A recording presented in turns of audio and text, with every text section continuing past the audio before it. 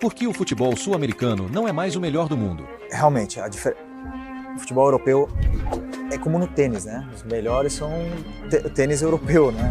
En Amérique du Sud, le football n'est pas aussi avancé qu'en Europe. Donc c'est pour ça que les dernières Coupes du Monde, quand vous regardez, c'est toujours les Européens. Vai pra frente contra o Barcelona. Aqui na Europa me disse que se você for pra frente, você toma de 5. No dia 7 de janeiro de 1971, o Bayern de Munique veio dar um rolê no Peru para disputar uns amistosos contra times da região. E mano, os peruanos não tomaram conhecimento, deram um verdadeiro baile nos alemães e meteram 4 gols no gigante da Baviera. Só 3 anos antes, o Estudiantes de La Plata já tinha mostrado do que a América do Sul era capaz, vencendo o Manchester United em Old Trafford e calando a famosa trindade dos ingleses na final da Copa Intercontinental. E agora o grande Flamengo de 5 tentando o título mundial. Mas aí veio o século XXI. E, infelizmente, essas vitórias começaram a parecer cada vez mais raras.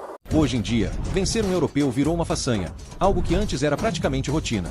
O engraçado é que, no século passado, a disputa era equilibrada. Tanto na Copa do Mundo quanto na antiga Copa Intercontinental, América do Sul e Europa estavam ali, pau a pau. Até 1994, os clubes sul-americanos tinham dominado os europeus no torneio entre campeões continentais, com 20 títulos contra 13.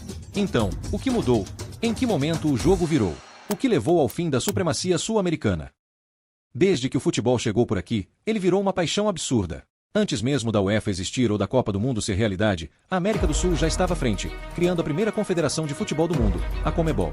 Lá em 1916, na comemoração do centenário da independência da Argentina, o país chamou Brasil, Chile e Uruguai para um torneio de futebol chamado Campeonato Sul-Americano de Seleções, o primeiro nome do torneio que hoje conhecemos como Copa América, a competição de seleções mais antiga ainda em atividade. A FIFA, de olho no que estava rolando na América do Sul, resolveu dar uma vaga para o campeão da Copa América de 1923 no torneio de futebol das Olimpíadas de Paris, em 1924. Mas não foi só uma participação qualquer. Não. Os uruguaios chegaram chegando e meteram a primeira conquista oficial da América do Sul contra os europeus. E não foi com um joguinho apertado. Não. Eles atropelaram todo mundo. Meteram 7-0 na Iugoslávia, 5-1 na França e na final deram 3-0 tranquilo na Suíça. Os caras tinham chamado os sul-americanos achando que iam só dar um brilho na competição, mas acabaram vendo os gringos dominarem geral. Mas não foi só no futebol de seleções que essa evolução fez diferença. Entre os clubes, os confrontos internacionais começaram a rolar com mais frequência. Os europeus, por exemplo, tinham acabado de lançar a Copa da Europa, um torneio que reunia os campeões das ligas nacionais para decidir quem era o melhor clube do continente. O problema? Esse título só valia para a Europa. E como os europeus sempre foram fissurados em serem chamados de campeões do mundo, eles deram um jeito de criar um torneio contra a única confederação que tinha nível para bater de frente com eles, a Conmebol. Afinal, só vencendo os sul-americanos eles poderiam se considerar realmente os melhores do planeta. Foi assim que, em 1960, nasceu a Copa Intercontinental, um torneio que botava frente a frente o campeão da Copa da Europa, atual Champions League, e o campeão da Libertadores, que na época ainda estava começando. A primeira edição foi entre o Real Madrid, time de Di Stéfano, e o Peñarol, que tinha no elenco o equatoriano Alberto Spencer, maior artilheiro da história da Libertadores. O formato era simples, 2 jogos, ida e volta, sem aquela regra de gols fora. Se desse empate no placar agregado, rolava um jogo extra em campo neutro. O primeiro jogo, no Uruguai, ficou no 0-0. Mas na volta, em Madrid, o Real não quis nem saber e enfiou 5-1 no Peñarol. Com isso, o clube espanhol virou o primeiro campeão mundial de clubes.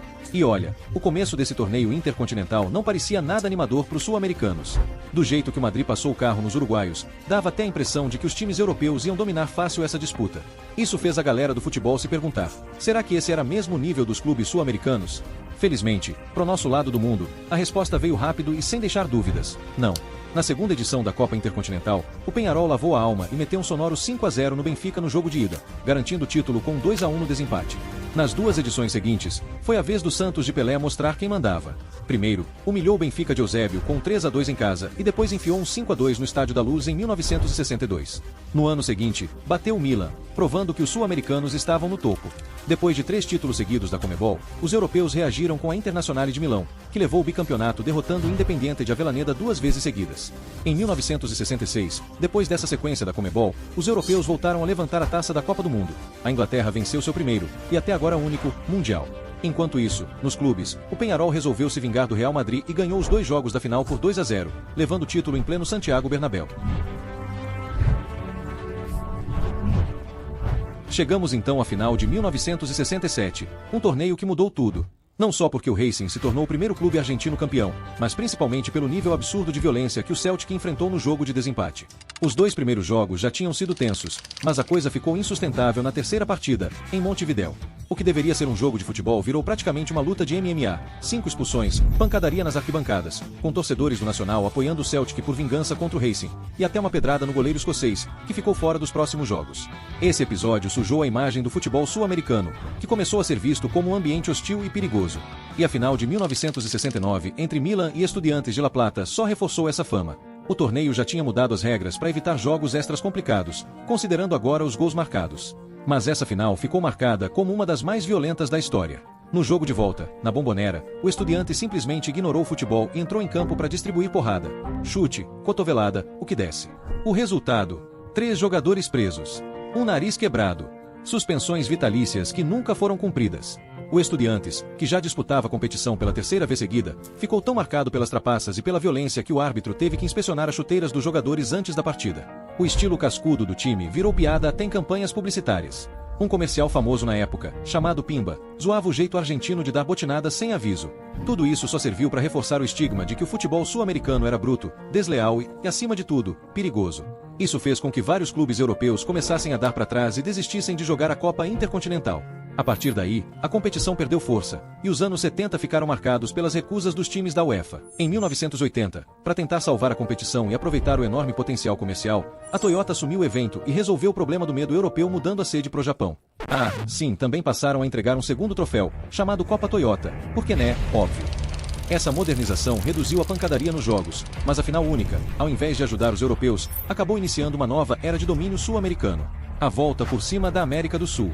A década em que Maradona se tornou lenda também foi a época em que o futebol sul-americano limpou a imagem de violento e voltou a ser reconhecido pelo talento que sempre teve.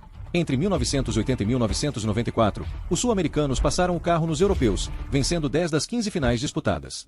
No campo neutro do Estádio Olímpico de Tóquio, ficou claro onde estava o melhor futebol do mundo. Nacional venceu o Nottingham Forest.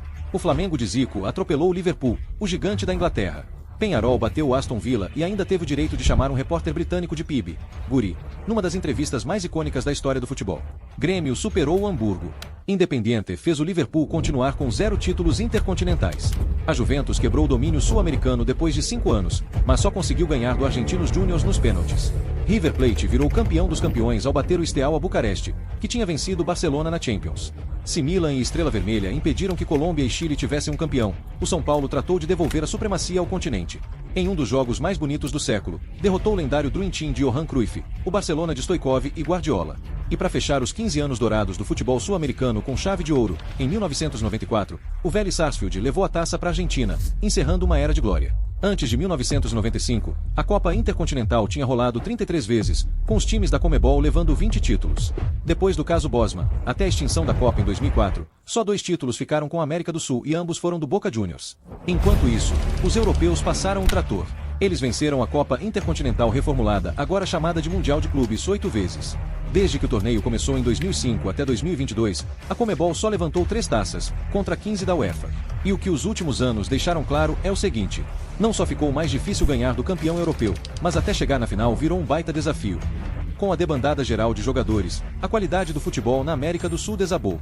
O que rolou foi o seguinte: os melhores vão para a Europa cada vez mais cedo. Os medianos se mandam para ligas de segundo escalão. E aí sobra o que para os clubes sul-americanos? Um mix de moleques ainda não vendidos e veteranos em fim de carreira.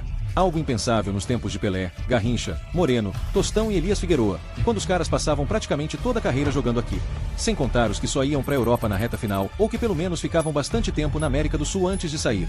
Aliás, por isso que ninguém nunca bateu o recorde de 54 gols do Alberto Spencer na Libertadores.